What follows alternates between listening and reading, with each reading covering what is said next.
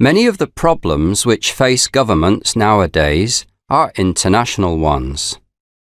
Take traffic, for example.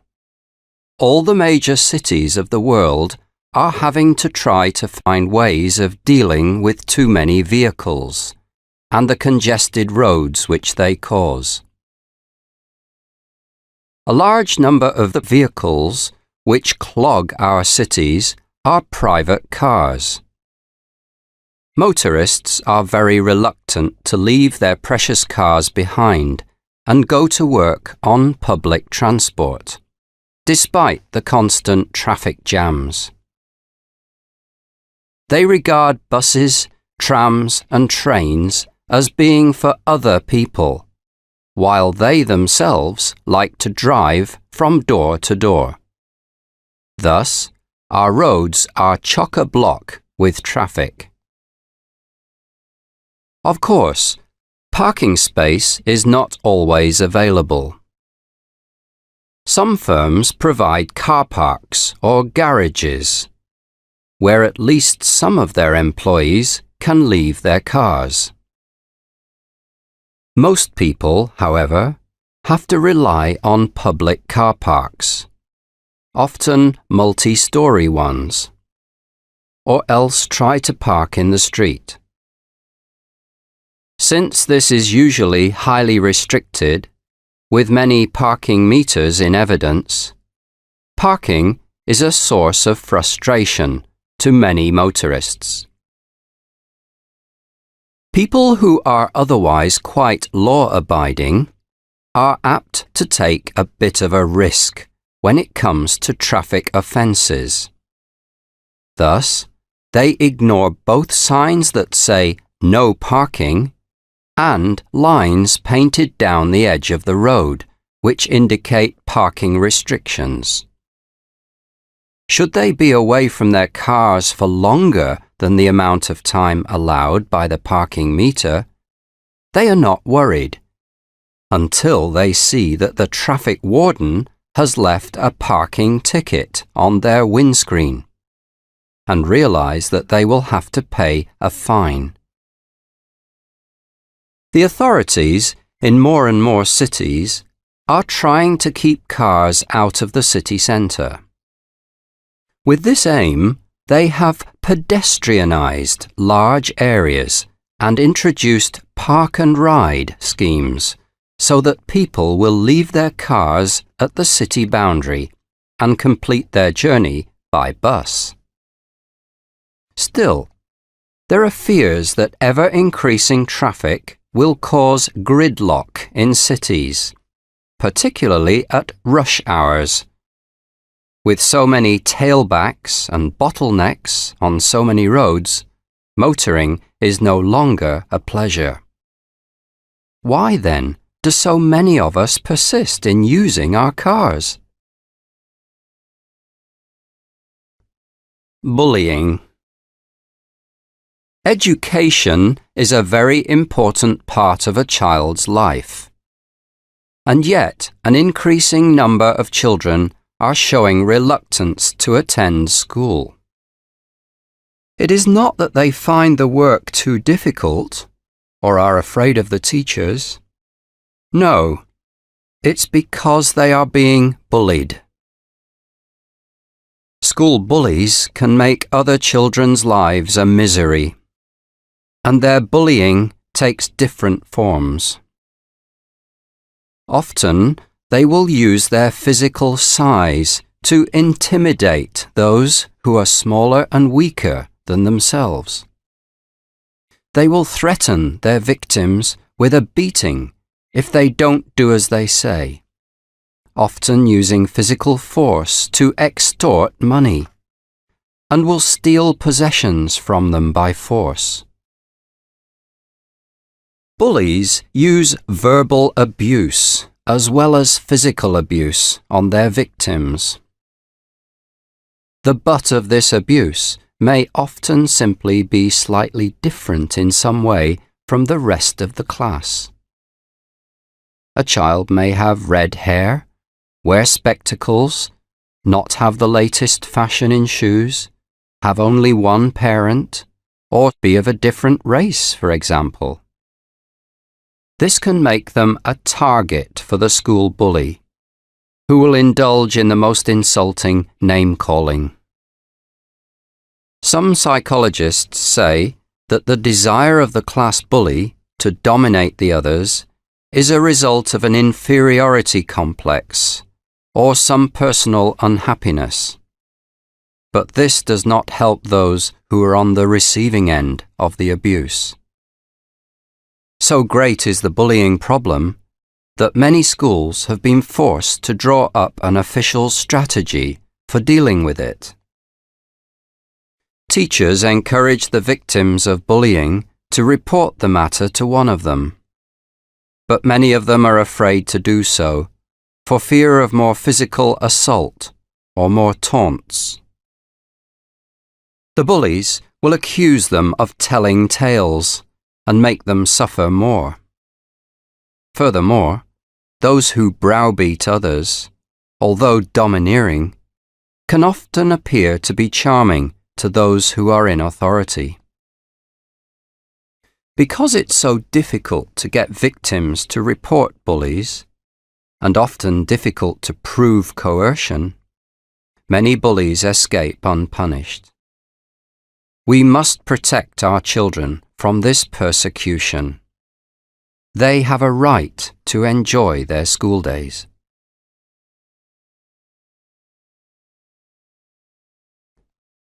Parental aspirations. Educational qualifications are considered to be very important in the modern world.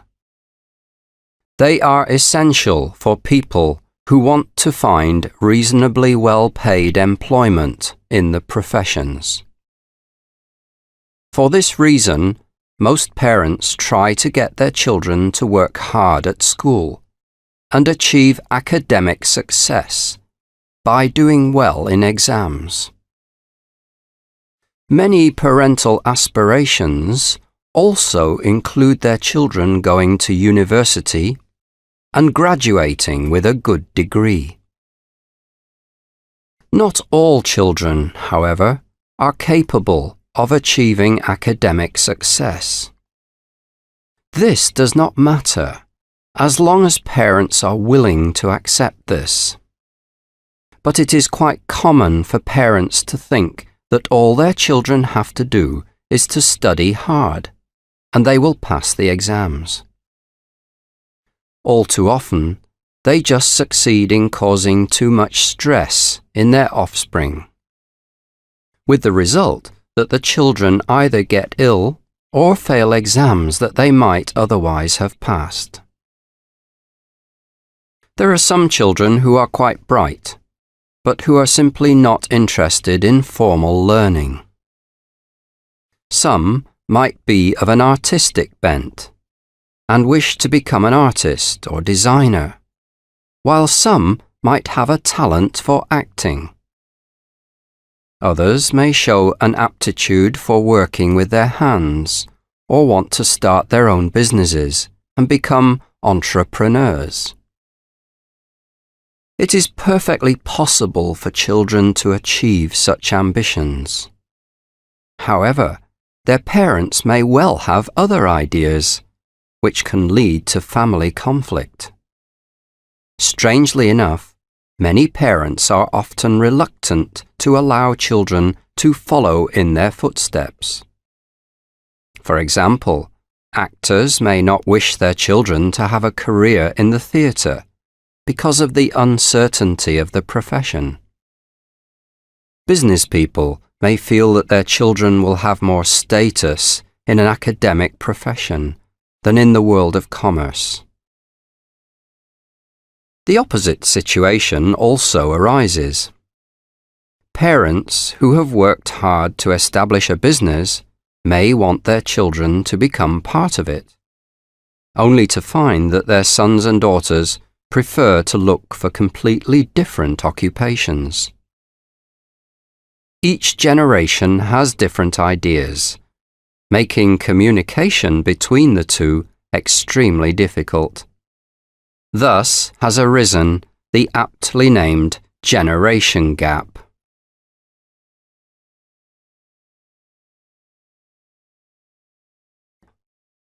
New research on computer games. A Japanese professor has produced evidence to show that computer games can have a bad effect on children. Many parents and grandparents have been saying this for years, but they were largely ignored, being regarded as technophobes. Parental worries about computer games often relate to their effect on their children's health and on their social skills. They feel that they should be outside getting exercise and enjoying the fresh air while playing with their friends. Since many of them usually play by themselves, they live rather isolated lives, with little opportunity to interact with other people. As a result, they may be very poor at communication. Parents are also worried in case the violence of many of the games will cause their children to become more aggressive and violent themselves. This anxiety also applies to television, which often shows scenes of extreme brutality. There are fears, too, that the popularity of computer games has added to the dumbing down of the information and material used by today's generation. Because children often choose to play computer games instead of reading or doing their homework, the games are thought to have a bad effect on their education. Parents are also worried that video games will prevent their children from developing their creativity if they spend all their time in front of a screen instead of drawing, writing stories, and so forth. Professor Ryuta Kawashima of Tohoku University shares parental concerns about the bad effects of computer games, but for different and considerably more scientific reasons. Using state-of-the-art technology, he has conducted research which he believes shows that computer games may stunt the development of children's brains. He has been able to show, by means of brain scans, that playing computer games stimulates activity in only part of the player's brains, the part associated with vision and movement. The frontal lobes of their brains, associated with learning, memory, emotion, and self-control, are remaining underdeveloped. If the children's ability to control their behavior is being underdeveloped, then they are more likely to become violent. Unfortunately, Professor Kawashima's research appears to indicate that parental fears about computer games are justified.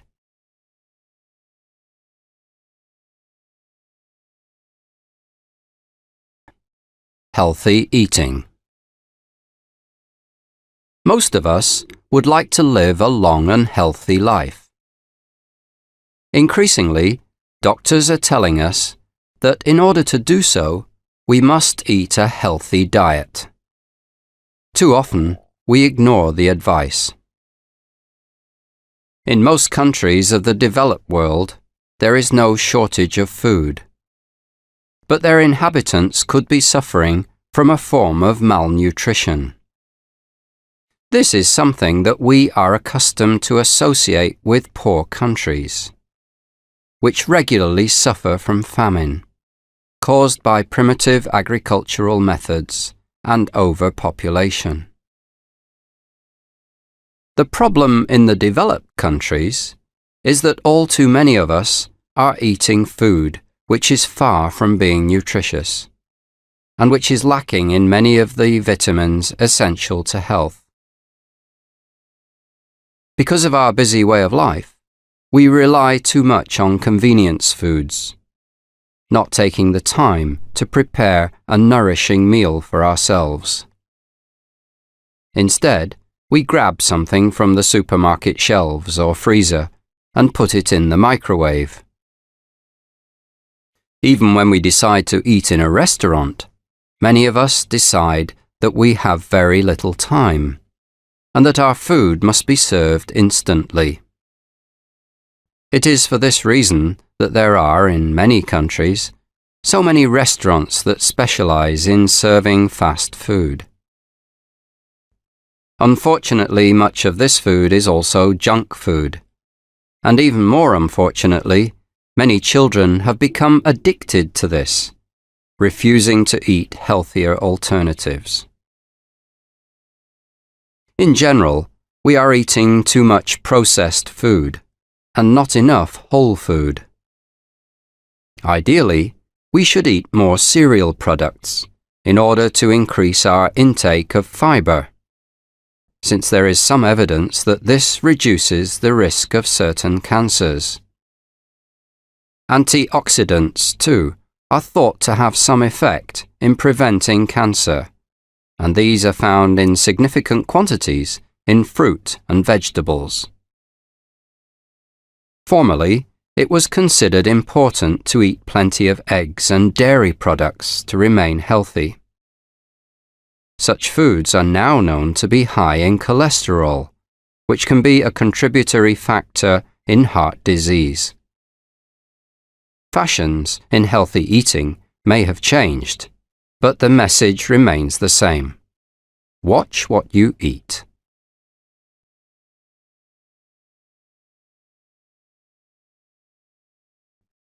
The benefits of chocolate. Most of us have a sweet tooth, and a favorite form of confectionery is chocolate. Whether this comes in the form of sweets, chocolate bars, or cakes. The huge range of chocolate products on display in sweet shops and supermarkets shows us how popular chocolate is. Indeed, some of us are so fond of it that we become chocoholics. We are regularly told that a diet containing too much sugar and too much fat is bad for us.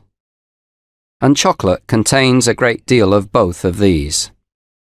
Thus, we have got used to the idea that eating chocolate is a sinful pleasure. Eating chocolate often makes us feel good. Even some health experts do not deny this, because it is thought to have a biochemical effect on the part of the brain that is concerned with pleasure. If you are feeling depressed, some chocolate can be a real tonic which cheers you up instantly. Unfortunately, this effect is transitory and you soon feel down again. Nutritionists have tended to concentrate on the negative side effects of chocolate, pointing out that the combination of a high fat content and a high sugar content can be a cause of obesity in people who overindulge in it. They also remind us that foods which are high in fat can lead to heart disease. Chocolate is also said to cause headaches in some people and is considered to be one of the main triggers of migraine. After such bad news from dietitians, people who love to binge on chocolate will be relieved to hear that some doctors have now discovered some benefits in chocolate. Recent research suggests that chocolate, like aspirin, can delay blood clotting, making it potentially useful in preventing thrombosis. It has also been found that chocolate, like fruit and vegetables, is rich in flavonoids, which help to prevent heart attacks and strokes.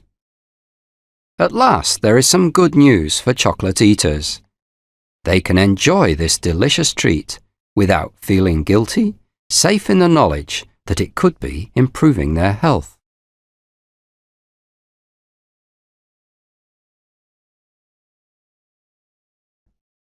Endangered species. Most of us are now aware of the damage which our modern way of life is doing to the environment. This includes the harm which we are inflicting on many animals. Indeed, we are in danger of wiping out some species, if we have not already done so. For millions of years, extinction among animals was a natural process. In fact, it was part of the process of evolution. In recent years, however, the extinction of some species has been the result of human activities. Had it not been for these, many more animals would have survived. Some species have either been made extinct or become endangered because of hunting. Now, even the very earliest of humans were hunters, since they ate the flesh of animals and clothed themselves in their skins. And doubtless their hunting gradually contributed to the extinction of some species. However, it was the introduction of guns with their accurate aim which put certain animals at great risk. And from the 19th century on, several species were on the brink of extinction. By this time, animals were being hunted for commercial purposes, apart from the provision of food and clothing. For example, elephants were being hunted for their ivory. Nowadays, attempts are being made to regulate such wholesale commercial hunting, but it is difficult to control in some areas. Thus, animals continue to die to make profits for humans. Of course, not only commerce is to blame. Hunting as a sport has also played a part in the extinction of certain species. A more modern threat to many animals is the destruction of their environment and the resultant changes in the ecology of whole areas. Our use of pesticides and other chemicals has polluted both soil and water, and this pollution has proved to be toxic to many of the plants which are part of the habitat of many animals. Furthermore, we regularly lay waste to land previously inhabited by animals, in order to make way for expanding populations, or, as in the case of deforestation, to provide goods for wealthy nations. Modern living has had a deleterious effect on the ecosystem. We must try to reverse this to save our wildlife.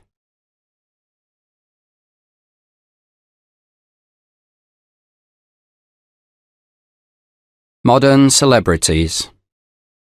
Television and the media are regularly blamed for what is thought to be wrong with modern society. So it comes as no surprise that they are held responsible for today's apparent obsession with celebrities. The strange thing about many of those who are considered to be famous these days is that there is little reason or basis for their fame. Some of them may be film stars, football players, or pop stars. Others, though, seem to achieve fame on the grounds, for example, that they are a friend of someone famous, that they wear rather strange flamboyant clothes, or that they behave exceptionally badly in public. Indeed, it is notoriety, rather than fame, that some so-called celebrities achieve. Of course, other generations have had their icons, but in the past, fame seemed to be based more on talent and was longer lasting. The fame of today's celebrities is often very ephemeral indeed, and they do not remain famous for long. They are in the headlines for a few weeks and then fade from the scene. Compare this with the fame of some of the Hollywood greats, such as James Dean. Many of them remain legends long after their deaths. The celebrities of today will do anything to go on appearing in the tabloids. Image is all important to them, and they just love publicity. Often, they claim that they object to the paparazzi taking photographs, but they simply cannot live without the attentions of the media. Once they are in the public eye, they are desperate to stay there, it seems. The worst thing that can happen to them is that attention is paid to someone else. Anything they do is subject to hype, image makers being employed to ensure that their entire lives are conducted in a blaze of publicity. They seek wealth as well as fame, although most of this is spent on their extravagant lifestyles. If all else fails, they give sensational interviews about being cured of alcohol addiction, drug addiction, or eating disorders. It's sad, but many of today's heroes are not very heroic.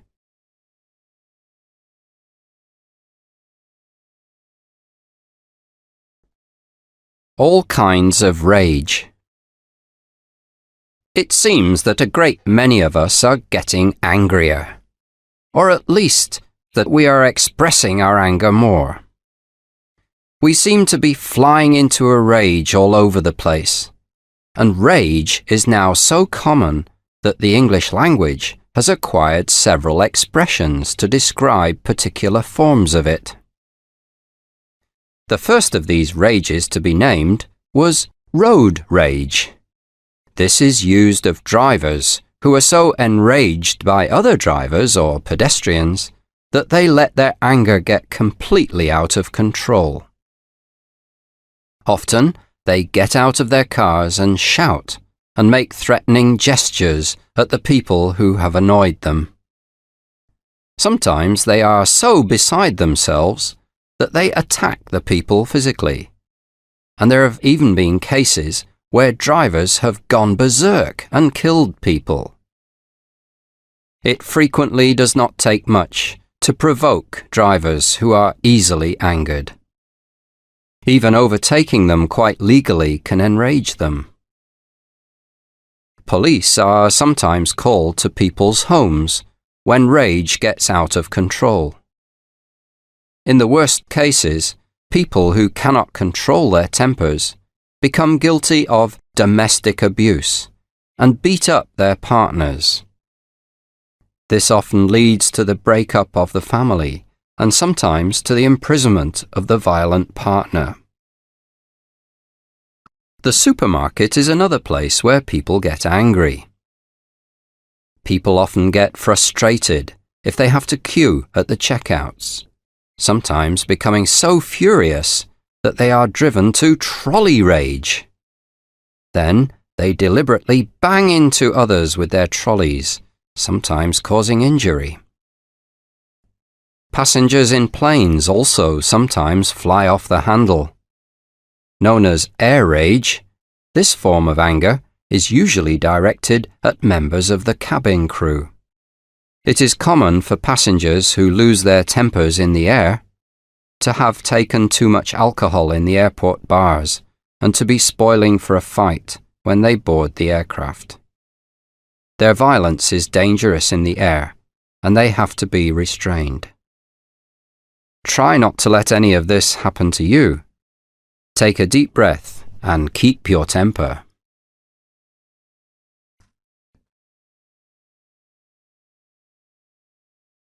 Gender discrimination. A major American bank is being sued by the US authorities for allegedly discriminating against its female employees. It has been alleged that women in the firm do not have as good promotion prospects as the men, and that their salaries are not on a par with those of their male counterparts. Gender discrimination in the workplace is against the law in America and in many other countries.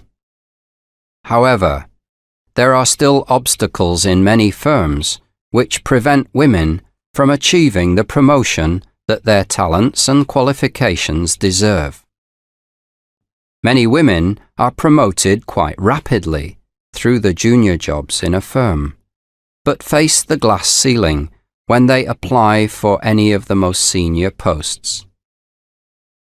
So it is that although there are many women in middle management positions in many firms, there are very few in top management posts. Many women blame this situation on the old boy network. Others see it as evidence that many men are resistant to change and are still chauvinists at heart, while some may feel that failure to promote women to top jobs is a result of feelings of insecurity in the men who are making the appointments. Perhaps they are afraid of letting women become too powerful. Not many years ago, the power which women have today would have seemed an impossible dream to many women. Before the rise of the women's movement, there were no such things as equal rights or equal opportunities for women. For the most part, women were expected to get married and then be responsible for childcare and for carrying out all the household tasks. If they worked, it was probably in a part-time, often rather menial job. Feminists saw this as sexism and a waste of women's talents, and set out to change things. Although some people, women as well as men, now do not have a high regard for feminism, women owe to the feminists many of the improvements in their work situation. Without them, there would be no positive discrimination, no job sharing, and no parity with men in the workplace.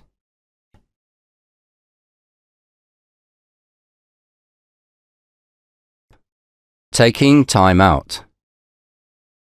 More and more young people are choosing to take a gap year between finishing school and starting university. They feel that they want a breathing space between periods of study. Alternatively, they may decide to take a gap year between graduating from university and embarking on a career, feeling the need for some time out before joining the rat race. Most students see the time as an opportunity to travel, with backpacking still being popular. The idea of traveling to as many foreign places as possible, staying in hostels or other budget accommodation, appeals greatly. Doubtless, some of them will hitchhike, although hitchhiking can be a dangerous form of travel, especially if students are traveling solo. A large percentage of gap year students have wealthy parents who can easily subsidize their travel. Others have to save up before they go, often taking after-school jobs to do so. They are mostly traveling on a shoestring and frequently find that they have to look for some form of employment while traveling in order to make ends meet. For example, they may work on local farms or in local hotels. By doing so, they not only earn some money, but they are likely to meet local people and acquire some understanding of their culture. There are some students who choose to work for the whole of their gap year. A number may decide to get work experience, either at home or abroad, in an area which they hope to make their career, such as medicine or computers. A large proportion of students are now choosing to work with a charity, which arranges voluntary work in various parts of the world. The projects provide hands-on experience of a very varied nature, from teaching to helping build roads or dams. The gap year is not just an adventure. Young people can benefit greatly from encountering new and varied experiences, and from communication with a wide range of people. Perhaps most importantly, gap year students have to learn to stand on their own 2 feet.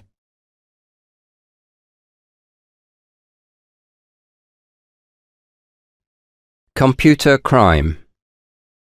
Computers have become so necessary to modern living that it's difficult to believe that they are a relatively recent invention. Undoubtedly, they have proved to be of great value, but they also have their disadvantages. For one thing, they have added to our already large number of crimes. Hacking was the first computer crime that most of us became aware of.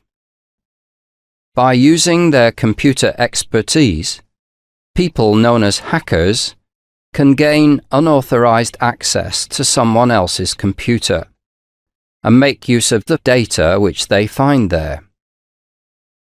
They may, for example, get hold of lists of the names of their competitors' clients and use these to build up their own businesses. Or they may use hacking as a form of industrial espionage to find out a rival company's plans.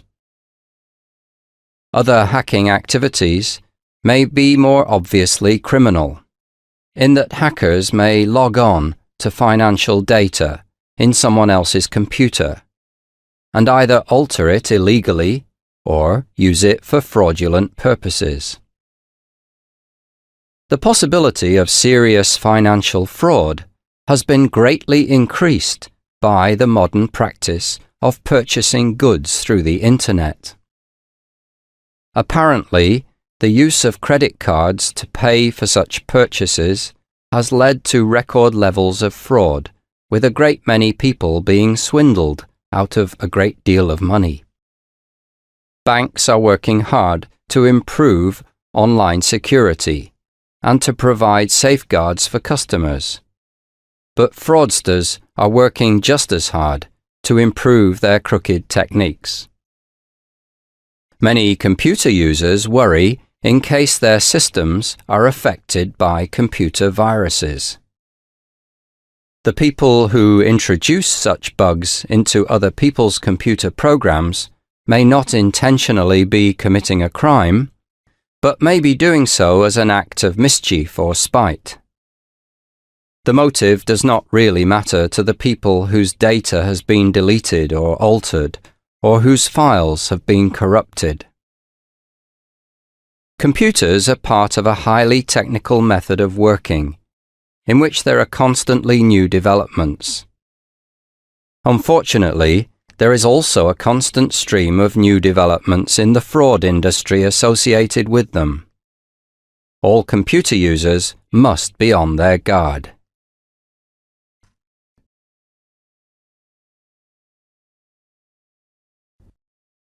Stress at work. Statistics show that more and more of us are suffering from stress, and that much of this is caused by our jobs. It appears that many of us are working too hard, and this is taking a toll on our health. There is, experts tell us, simply too much pressure put on many employees these days.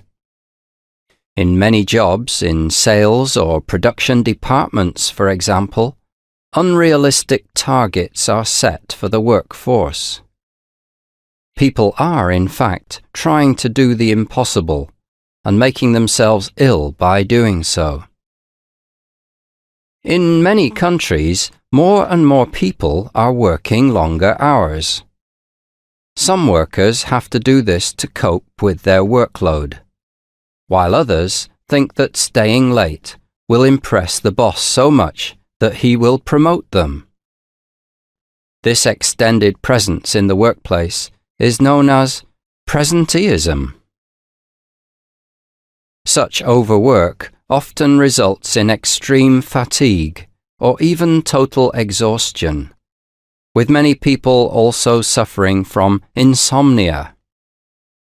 When the workers get home, instead of resting or enjoying a leisure pursuit, they simply cannot switch off. Their minds are still full of work worries. Most people used to be able to leave behind the tension and anxiety of the workplace when they went on holiday. Unfortunately, modern communication systems, such as mobile phones and email, have made this a thing of the past. We find it almost impossible to leave our work behind. Neither the body nor the mind can go on doing too much indefinitely.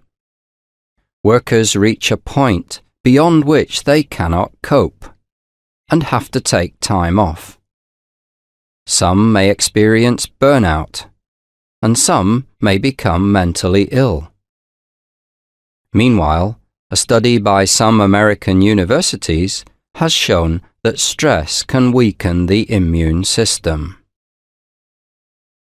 The fact that stress at work leads to illness is supported by findings by the British Health and Safety Executive.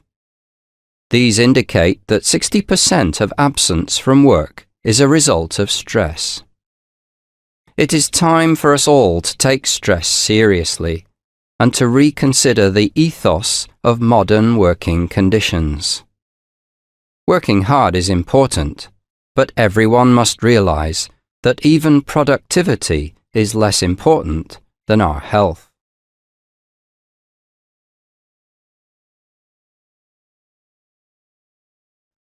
Bad news. The owner of a company announces its bankruptcy. Thank you all for giving up your Saturday morning to come into the office. My partner, Robert Brown, and I have asked you here today to give you some rather bad news, I'm afraid. We were anxious that you should hear this news directly from us, rather than hear it on the grapevine. Inevitably, it's only a matter of time before it's all over town. To come straight to the point, I have to tell you that the firm of Blair and Brown Limited has gone into receivership. I'm sure many of you are aware of how badly small firms like ourselves have been hit by the recession. We have struggled on as long as we could, but we were forced to accept that the writing was on the wall. Despite various budgetary strategies which included cutting our operating costs to the minimum and having to let several valuable members of staff go, we just do not have enough money to pay our creditors and carry on trading. Some of you may well be wondering why another firm did not buy us. Originally, we hoped that this would be the solution to our problems, but this was not to be. We explored every avenue, but to no avail. At other times, the firm would have been an attractive prospect to prospective buyers, but not now. Because of the recession, many small to medium firms have their backs to the wall and are looking for white knights. It's very much a buyer's market, but there are too few buyers around. Larger companies appear to be conserving their capital and are unwilling to become involved in takeovers or mergers. It goes without saying that we are very sad to have had to come to such a decision, and to be leaving you all in such an uncertain position. However, we're simply bowing to the inevitable. What happens from now on will be the responsibility of the official receiver. Someone will be appointed to examine the financial position closely, and further efforts will be made to find a buyer. We do hope that these efforts are successful and that your jobs will be safe. Thank you all for the loyal service which you've given us over the years. We wish you all the best for the future.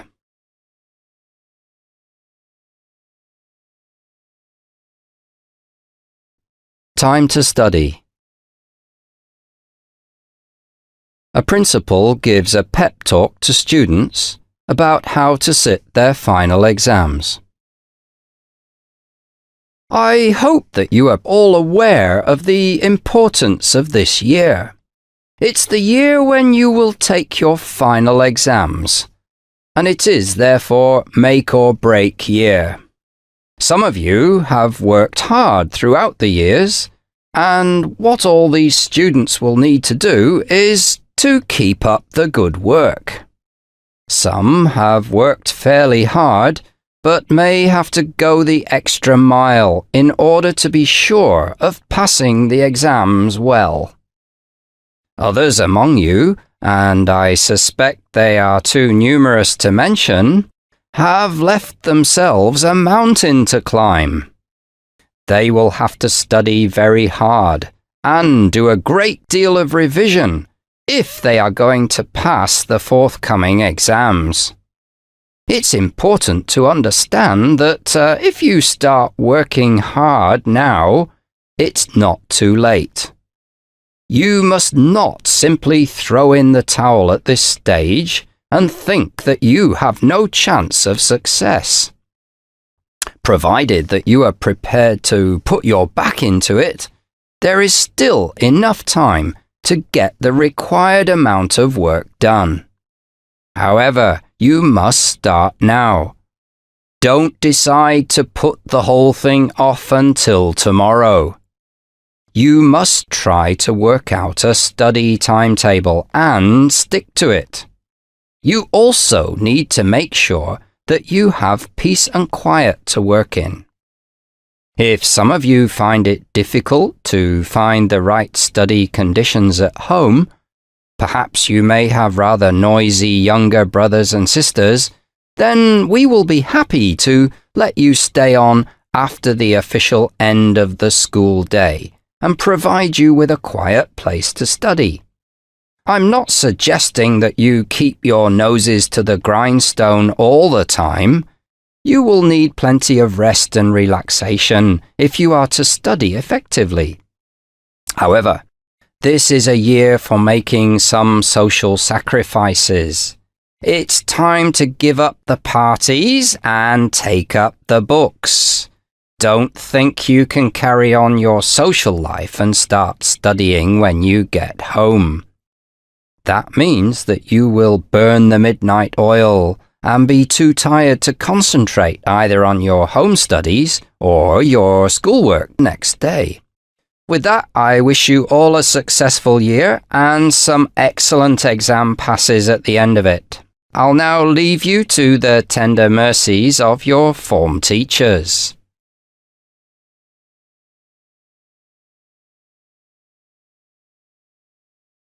Job losses.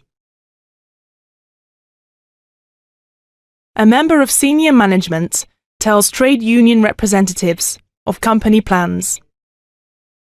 Gentlemen, I have here a memo from our parent company in the United States, which contains important news for us all.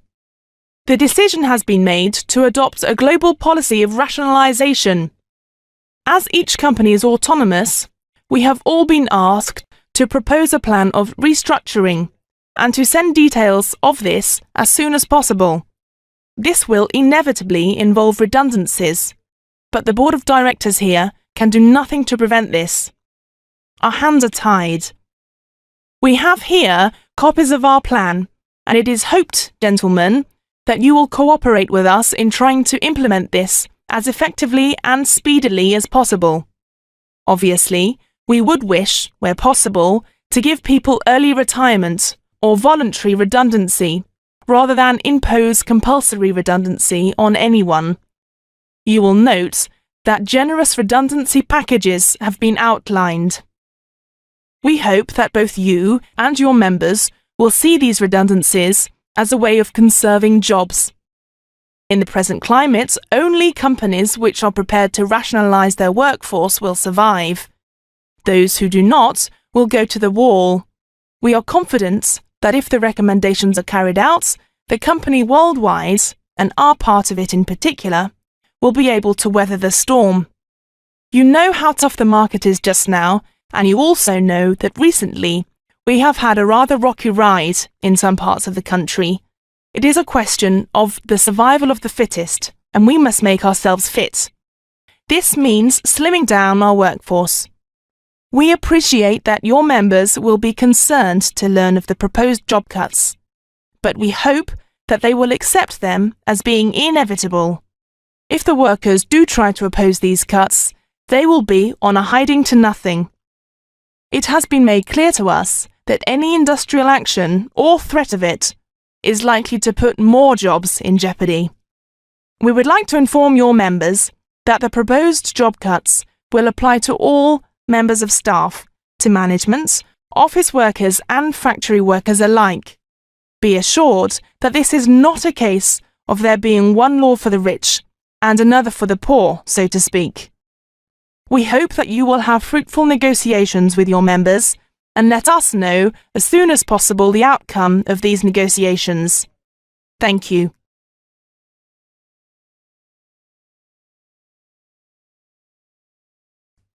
Football defeat. A letter describing a local team's poor performance. Dear Jack, I know you like to hear about home news when you're away at college, and so I'm writing to keep you up to speed on the performance of our football team. I know your mother writes frequently, but she's not likely to be interested in the activities of Rowanby United. For most of the season so far, the team's been doing quite well. We've won 3 games and drawn 2. So far, so good. But all this changed on Saturday, when we had an away game against Barrow Green United. I'm not sure that I should tell you the gory details. It's probably best to leave you in blissful ignorance. We were all pinning our hopes on coming away from the game with at least a draw. The more optimistic among us were confident that we would get a result easily, since Barrow Green have not been playing quite as well as usual. To be honest, this was always a bit of a forlorn hope. The optimists seem to be forgetting that, whatever their recent performance, Barrow Green are in second place in the league at the moment. They didn't get there without being able to play reasonably well. Still, we all got on the bus to go to Barrow Green, full of enthusiasm and optimism and looking forward to victory. Of course, this had something to do with the fact that most of us had taken some Dutch courage with our pub lunch. It would be doing you a kindness to draw a veil over the actual game. It's something that is best not to know about. Our team played appallingly badly, as if they had never played together before. In fact, you would have thought that some of the players had never even seen a football before. It was unbelievable. As if this wasn't bad enough, Barrow Green played absolutely brilliantly. Somehow, they had put their recent bad form behind them, especially for us. They left us dead in the water, and we needn't have bothered playing the second half of the match. The whole match was a humiliation for us, and it embarrasses me to write down the score. We lost 5-0. Naturally, we were all gutted, as I'm sure you will be when you read this. Sorry to bring you such bad news. Take care, Terry.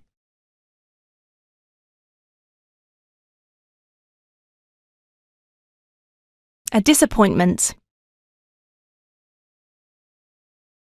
A letter of complaint from a dissatisfied customer. 12th of April, 2002. Mr. Ernest Blake, Chief Executive, Furniture by Design, 10 Greenwood, London, WC2H 8TJ. Dear Mr. Blake, I am writing to complain in the strongest possible terms about the non-arrival of the 2 sofa beds which I ordered from your firm. Your extensive advertising material stated quite clearly that all orders received by the middle of November would be processed before Christmas. I had several guests over the Christmas period, and the non-arrival of the sofa beds left me high and dry, with nowhere for the guests to sleep. I'm writing to you personally because I've failed to make any progress with this complaint with any of the employees of your company. Immediately after Christmas, I began to go through the proper channels by contacting your so-called customer helpline, only to find that the line seemed to be permanently engaged. Presumably, this was the result of many other customers being in the same boat as I was. I thought that it was a step in the right direction when I finally did get through, but I could not have been more wrong. The young woman who answered the phone listened to my complaint politely and then said that the person who could deal with my complaint was away from his desk temporarily, but she would get him to phone me as soon as he returned. Having waited several hours for this phone call, which never came, I once again called the helpline, but it was the same story as before. The line was engaged for hours and, when I did eventually get through, I was told that the person who could deal with my complaint was not available. This time, I asked for this person's name and phoned him back only to discover it was his day off. I spent several days going from pillar to post without getting an explanation or an apology for the non-arrival of the sofa beds. You are the chief executive of the company, and the buck stops there. I have left no stone unturned in my attempts to find out what has happened to the furniture and when it will arrive. I am now seeking an explanation from you. If your pre-Christmas advertisements were, in fact, just pie in the sky, then please have the honesty to say so and refund my money. Yours sincerely, Marjorie Wood, Mrs.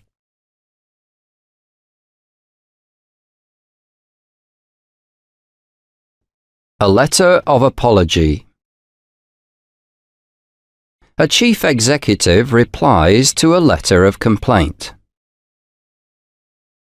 Dear Mrs. Wood, I was extremely concerned to receive your letter dated 12th of April. Please accept my profuse apologies for the inconvenience which you experienced in connection with the late arrival of the furniture which you ordered from us. I understand that the sofa beds were delivered to you yesterday safe and sound. I have investigated this matter thoroughly, and it appears that our advertising campaign was successful beyond any of our expectations. Our entire range of furniture, and especially the sofa beds, sold like hot cakes. This meant that, to some extent, we were the victims of our own success. We simply did not have enough stock in our warehouses to meet the extraordinary demand. We had been prepared for the race against time to get all the orders fulfilled before Christmas, but not with the lack of product. This would not normally be a problem, as we deal with extremely efficient and speedy suppliers. Usually, they are second to none in their reliability. However, it appears that they experienced a slight technical hitch in their new computerized production process and were unable to supply us with as much furniture as we required.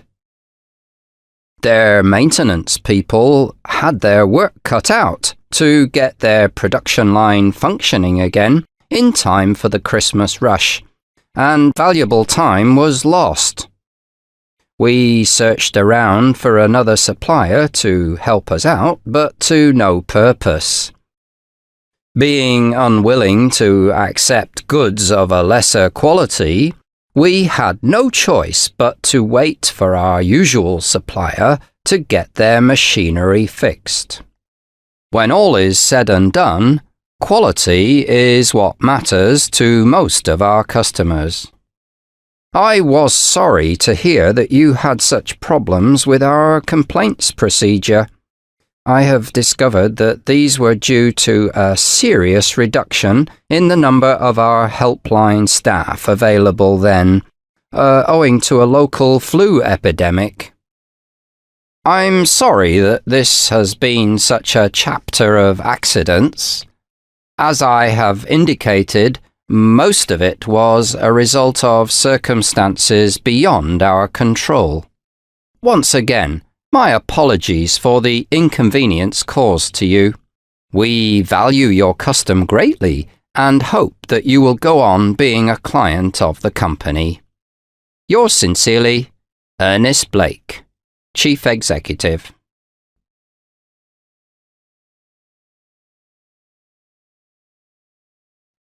A lucky escape. A report of an accident in a local paper.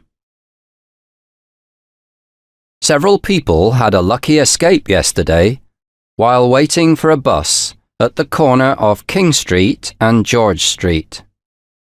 Some scaffolding fell from a building and landed just behind them. Fortunately, no one was injured, because there is a stretch of grass around the front of the building and most of the scaffolding landed on it. The bits of scaffolding landed too close for comfort, said 66-year-old Bert Thompson. It's a miracle no one was hurt, but we were all in shock. You don't expect to dice with death when you're waiting for a bus. I hope the town council are going to do something about this. I absolutely agree, said 56-year-old Margaret Simpson. None of us got hit by the scaffolding, but the fact of the matter is that it was a very narrow squeak, and I'll be contacting the council. They shouldn't allow dangerous things like that on buildings. It wasn't even windy when the stuff fell down. Make no mistake, if the council don't do something soon, it'll happen again, and other people might not be so lucky. A council representative said later, "We're all very sorry to hear of this unfortunate accident, but it's not the fault of the council. Responsibility for maintaining such scaffolding rests fair and square with the contractor who erected it. Anyone who is concerned about this incident should contact the contractor directly." Later in the day, some local residents who live in the vicinity of the building in question contacted us to give their views. "This was an accident waiting to happen," said their spokesperson, 50-year-old Tom Scott. "It has been a bone of contention between the council and ourselves for quite some time. The scaffolding is in a poor state of repair, and no one has worked on the building for several weeks. Not only did we think it was potentially dangerous, but it's a real blot on the landscape. They should be made to finish the work and take the scaffolding down. At the end of the day, the council have a moral responsibility to keep the town safe for their residents. As far as people in this area are concerned, the council must carry the can. They've been putting the whole issue on the back burner for too long."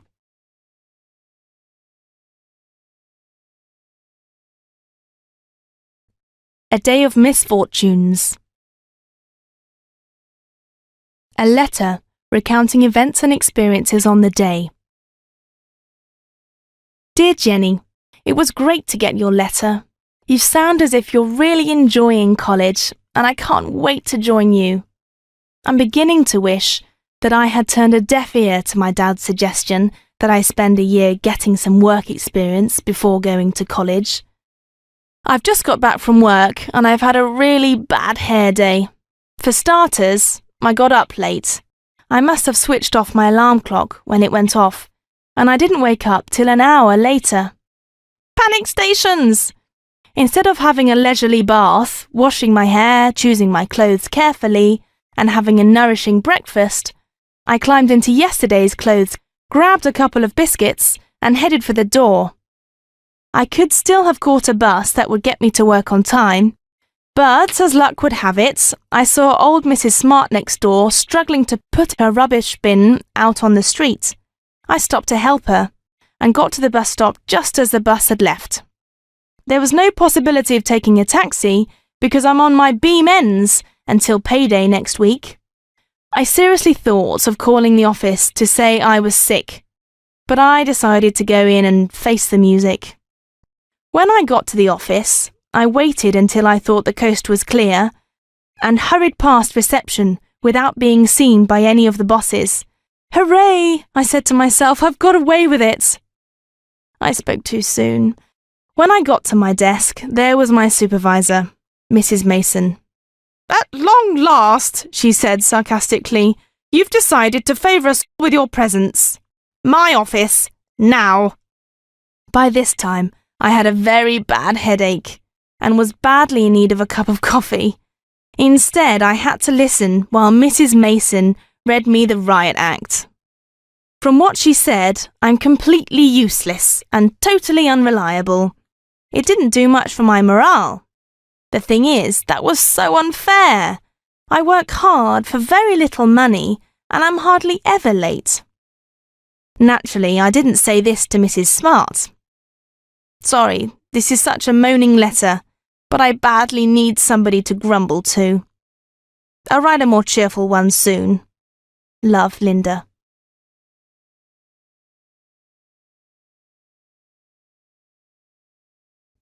Goodbye and hello. A managing director's address to the staff. I have called you together today for two reasons, one sad and one happy. The sad reason is that Jack Jones, our marketing director, is off to pastures new, and we are here to say goodbye and to wish him well. The happy reason is that we are here to welcome Jim White, who is taking over Jack's position in the company. I know that each and every one of you will be aware of how much work Jack has put into the development of this company. He joined us when we were still a very young company, and his efforts have helped us to become the profitable, successful company which we are today. In addition, I am aware that most of you have found him a pleasure to work with. It's rare for someone not to get along with Jack.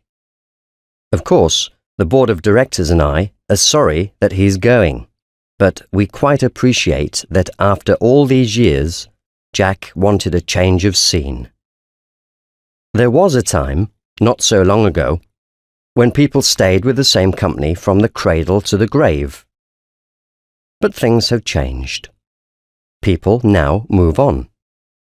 In Jack's case, he's moving on to a much larger company, which is very much at the cutting edge of the business. They were impressed with Jack's talents and made him an offer which he could not refuse. People of Jack's skills are few and far between, but we have been very fortunate in securing the services of Jim White, who will, I am sure, prove a worthy successor to Jack. He has certainly been extremely proactive in the company which he has just left, and it's obvious that they are sorry to lose him. I am sure that he will soon find his feet here. Refreshments have been provided in the form of wine and canapé, and I suspect that some of you can't wait to get started on them. Without more ado, then, I shall, on your behalf, say an official goodbye to Jack and an official hello to Jim. Jack, I have pleasure in presenting this carriage clock to you as a token of our appreciation. And of course, it comes with our best wishes for the future. Jim, I have equal pleasure in saying to you, welcome aboard.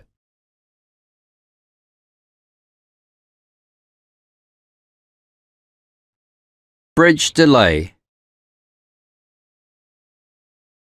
A radio interview with a Member of Parliament.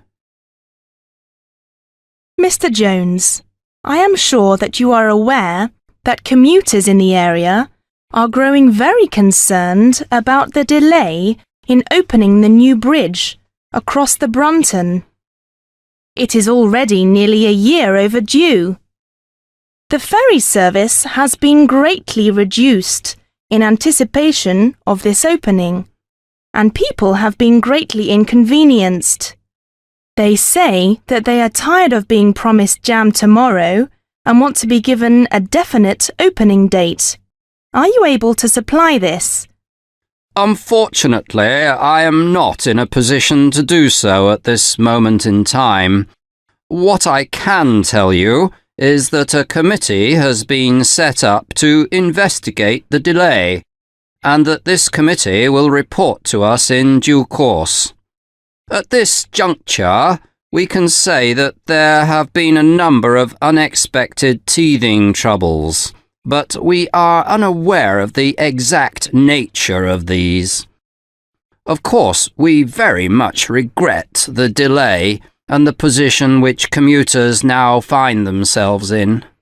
Meanwhile, Mr. Jones, people are having to drive miles to get to work because they cannot get across the river. It appears that the ferry companies jumped the gun when they so drastically reduced the service across the river.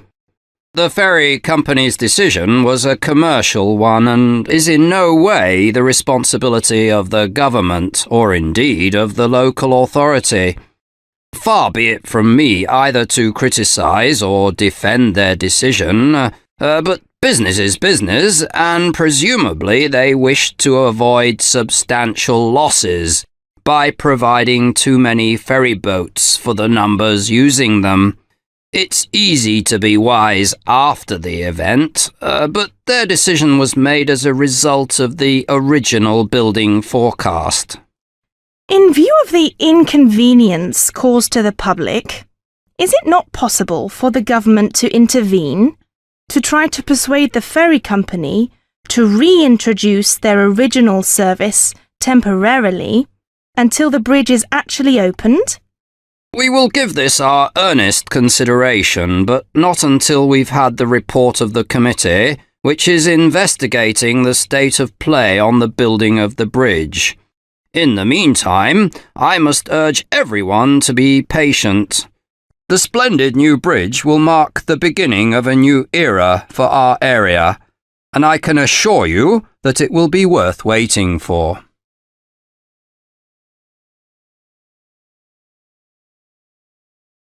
A birthday party. An account of pre-party events. It was Julie's 18th birthday, and her parents were holding a formal party to celebrate this red-letter day in their daughter's life. In fact, the day after the party was also going to be a red-letter day, not only for Julie, but also for many of her friends who would be at the party. That was the day the results of the final school exams were due to be announced, the moment of truth when some careers would be begun and others abandoned. Perhaps it was not the best time to hold a party, but Julie had wanted to celebrate her birthday on the actual day, rather than postpone it until after the results were announced. Most of Julie's student friends were glad to have something pleasant to do while they waited for the announcement, which, as their English teacher said, would separate the sheep from the goats. Besides, after the results were known, not everyone would have something to celebrate. Tonight, Everyone was determined to forget about the results, let their hair down, and have a good time, no matter what news the following day brought. As Tom said, "Eat, drink and be merry, for tomorrow we die." The students had been studying very hard for weeks before the exams, and there had not been time for much of a social whirl. Tonight they planned to make up for lost time. Julie's parents were quite well off and could afford to host a good party. There was to be a lavish buffet, champagne, and a band to dance to. No expense had been spared.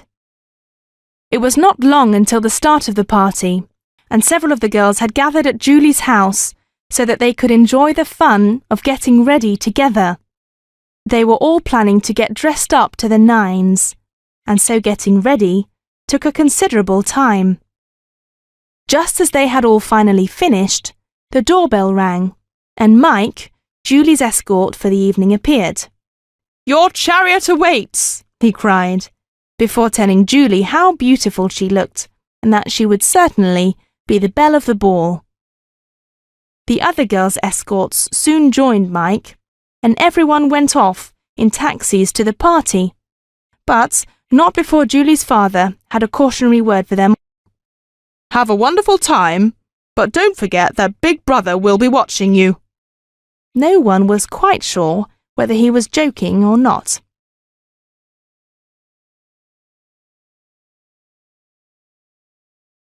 Reluctant attendance. An account of pre-meeting anxieties. Mr. James was on his way to a meeting in the town hall, and he was not looking forward to it. The meeting had been called by the parents of some of the children in the town to complain about the lack of playground facilities in the area. Unfortunately for Mr. James, he was the counsellor who had responsibility for recreation. Otherwise, wild horses would not drag him to such a meeting. He was hoping against hope that it would be a short meeting, and that he could join his wife at the party, which was being held at the golf club later in the evening. It was useful to show one's face at such events, and as an estate agent, he sometimes picked up some useful business. Mr. James would far rather be there than at the meeting. However, he had a sinking feeling that the meeting would drag on, and that he would not be at the party. Very likely, there would be quite a few parents in attendance, and he doubted that he would be able to get rid of them very quickly. Some of the people who came to such meetings were intimidated by the fact that they were in the company of a big noise from the council, and could be sent away with a few empty promises. That would not be the case tonight. He had already met some of the parents, and quite a few of them had the gift of the gab, and would not be content with a few excuses. Usually, Mr. James would have laid the responsibility for going to this meeting at the door of his deputy, Mr. Sharp.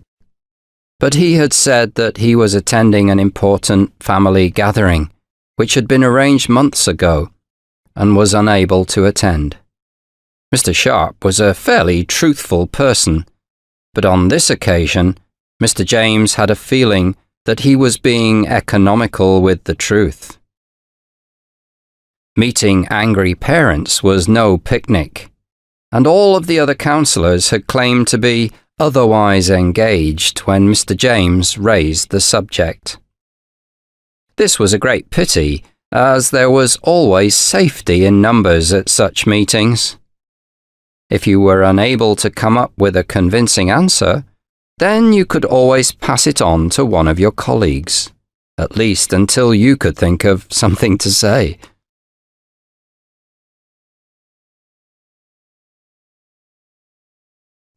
Facing angry parents. An account of unpleasant confrontation at a meeting. The local town hall was full of angry parents awaiting the arrival of Mr. James, councillor in charge of recreational facilities in the town. They had hoped that some of the other councillors would appear, but Mr. James arrived on his own, other councillors being conspicuous by their absence. They were concerned about the lack of playground facilities in the town, and were determined that something be done about this. Mr. James was famous for his smooth talking, but the parents were determined that he would not get away with eloquence tonight. Tonight, they would make the point that actions speak louder than words. As the parents expected, Mr. James immediately went on the charm offensive when he entered the hall. True to form, he had prepared a speech which said how much the children of the town meant to all the councillors, and how concerned the councillors were about the welfare of the young, and he began to read from this. To his surprise, he had hardly got into his stride when he was interrupted by a man who suggested that he cut the cackle and get down to brass tacks. Mr. James was appalled at the man's rudeness, but the other parents were on the side of the interrupter. They were already up in arms about the lack of action on the part of the council, and Mr. James's smooth talking was simply adding fuel to the flames. Mr. James had suspected that the parents would be a difficult audience to please, but he was getting more than he had bargained for. Many of them had spent several years trying to get the provision of playground facilities improved and increased, and they were quite determined to get their impatience and dissatisfaction off their chest. Mr. James tried to point out that some improvements had been made in that existing equipment had been repaired. However, this was simply dismissed by the parents as too little too late. Mr. James was absolutely exhausted by the time the parents had finished telling him exactly what was required if their children were to have safe and interesting places to play. He made a great many notes, and he also made a mental note not to attend the next meeting on this subject. He would send his deputy.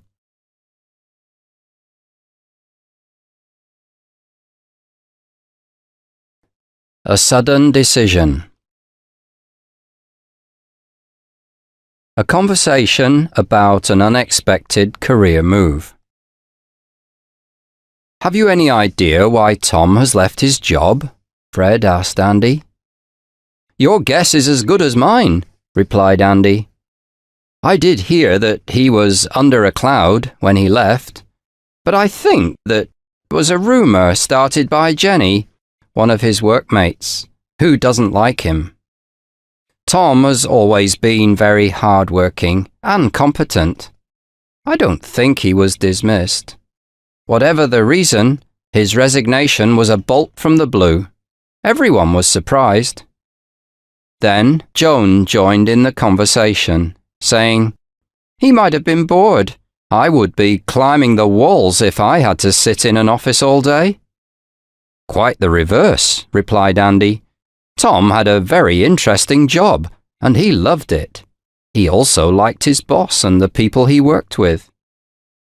"I wonder if it's a case of chercher la femme," said Mary.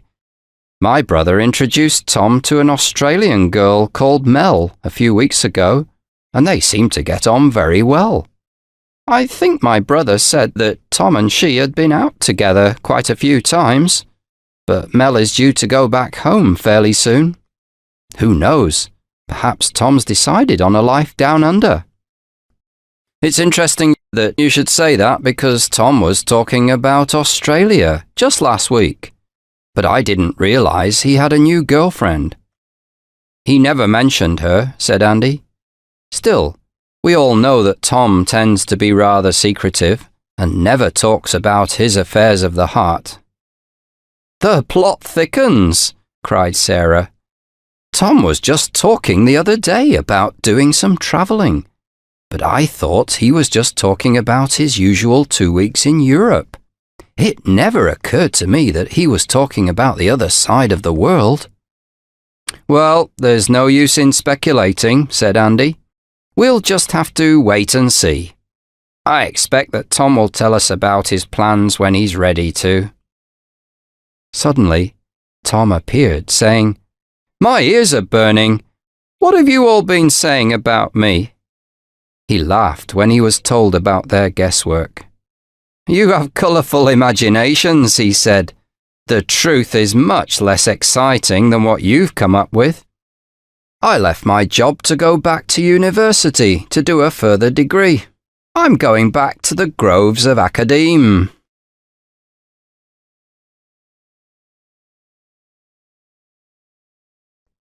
More break-ins. A report of robberies in a local newspaper. Once again, there has been a series of robberies in the town. This week, several homes have been broken into in Robertson Street, and residents are both worried and angry. Something must be done about this now, said 58-year-old Jack Clements. It's time the police got their finger out and caught these villains. A lot of elderly people live around here, and they're terrified. A police spokesman told us, We are doing all in our power to catch the people who are responsible for these burglaries. The police are stretched to breaking point in this town. Because of budgetary requirements, we have made drastic reductions in the number of police officers on the beat, and this at a time when we are faced with a rising tide of crime, especially among young people. Said Dick Rogers, 64, another resident of Robertson Street, the government should put its money where its mouth is. They're always going on about the importance of law and order, but we still don't have nearly enough police. We used to have a police force that was in a class by itself, but now we hear of nothing but cutbacks. Mary Roberts, 67, also a resident of Robertson Street, said, It's a sign of the times that these crimes are being committed by young people. It's just part and parcel of their general attitude. They're no longer afraid of anyone in authority and have no respect for other people or their property. If we catch any of them around here breaking into houses, we'll give them what for, I promise you. Inspector James Rowland sympathised with the concern of the Robertson Street residents, but urged them not to take the law into their own hands. If you do see someone breaking in, get in touch with us immediately. Don't be tempted to have a go, or you could end up being badly injured. We have a lot of officers working on these burglaries at the moment, but up till now, we have not made any arrests. We are, however, following up a few lines of inquiry, although we are obviously not in a position at this stage to name names. Meanwhile, we would ask all members of the public to be vigilant and to report anything suspicious to the police.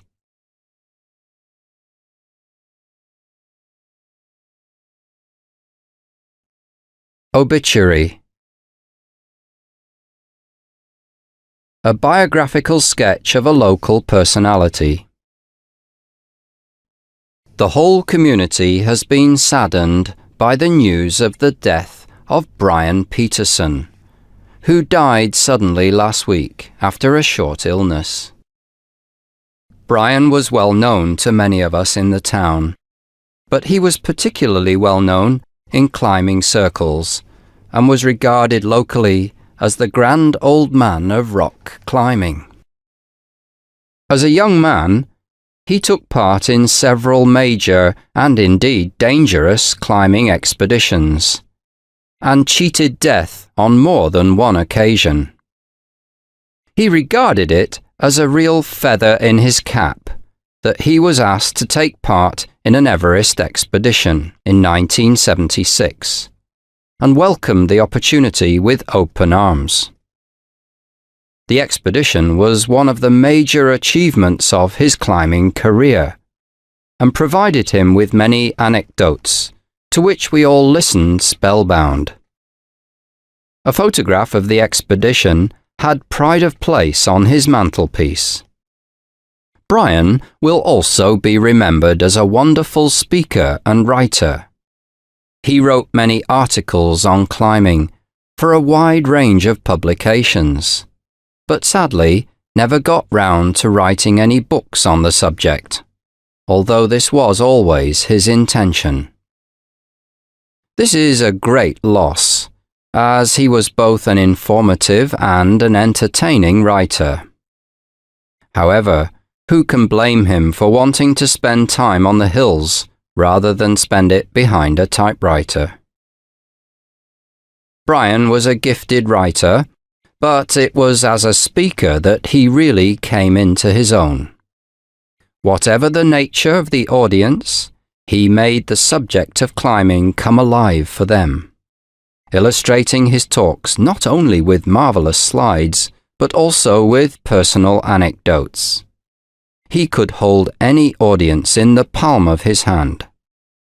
Sometimes they would be on the edge of their seats at his stories, and sometimes they would be rolling in the aisles. Not surprisingly, he was never short of speaking engagements. Brian was an extremely active member of the local mountain rescue team until his illness.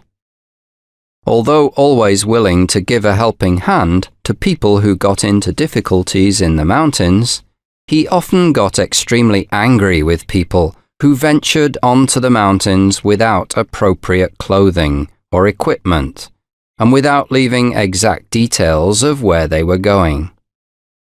Brian was a devoted family man and is survived by his wife, Susan, and his sons, Michael and Graham, both of whom are experienced climbers and members of the mountain rescue team. We extend our sympathy to them.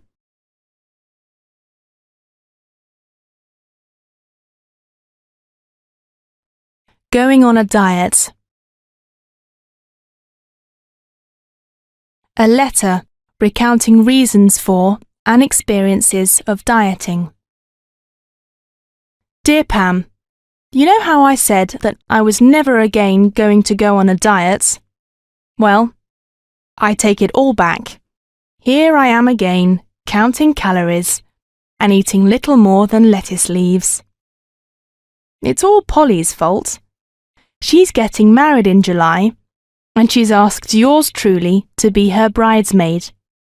That's very nice, of course, especially since the wedding's going to be in New York. The fly in the ointment, from my point of view, is that Polly is so slim. Not only that, but the other bridesmaid is Polly's sister, Jane, who is just as slim. However much I try to slim, I'm going to look like the back end of a bus beside them, but I feel I have to try. My mother's not helping because she keeps worrying about my becoming anorexic, as if, and telling me that I'm looking far too pale. As if this wasn't bad enough, my Gran's visiting us just now, and my Gran's cooking is to die for. I've had to take to eating on my own and cooking for myself. I just cannot bear to have to watch the rest of the family tucking into Gran's homemade pies while I am toying with a little steamed broccoli. If I did all, my diet plans would go out the window. So, life's not exactly a bowl of cherries at the moment. I have to get up with the lark so I can have my meagre breakfast before Gran appears to start cooking bacon and sausages or making pancakes. My mother tries to stop her because she's worried about Dad's cholesterol. But for Gran, that kind of cooking is the habit of a lifetime, and she just ignores Mum's advice. Naturally, my father and brother love these huge breakfasts. So would I. I take a packed lunch, salad, and a bottle of water, and eat in the park if it's not pouring with rain. The rest of the office are getting very suspicious, and apparently some of them think that I have a new man in my life, and I'm rushing out to meet him. I wish. I'm sorry if this letter is all about food. That's because I rarely think of anything else these days. I find myself thinking that I could murder a steak, when usually I rarely eat red meat. Much love. Alice.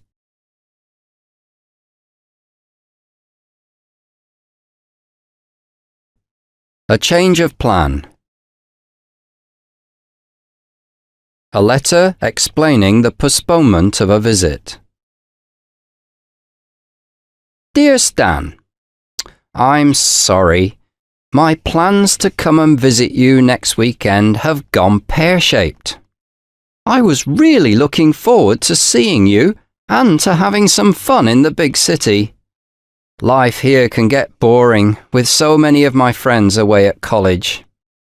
Unfortunately, two things have happened to make me change my plans. We're really under the cosh at work just now. It's coming up to the end of the tax year, and like all accountants, we're up to our ears. To try and cope with the workload, the boss has asked us if we could all work overtime this weekend. As usual, I'm on my uppers and could really use the extra cash. Also, I'd like to help the boss out if I can. He's a decent bloke, and he's always played very fair with me. It would be difficult to refuse to work when everyone else is going to. Then there's a problem with my grandfather.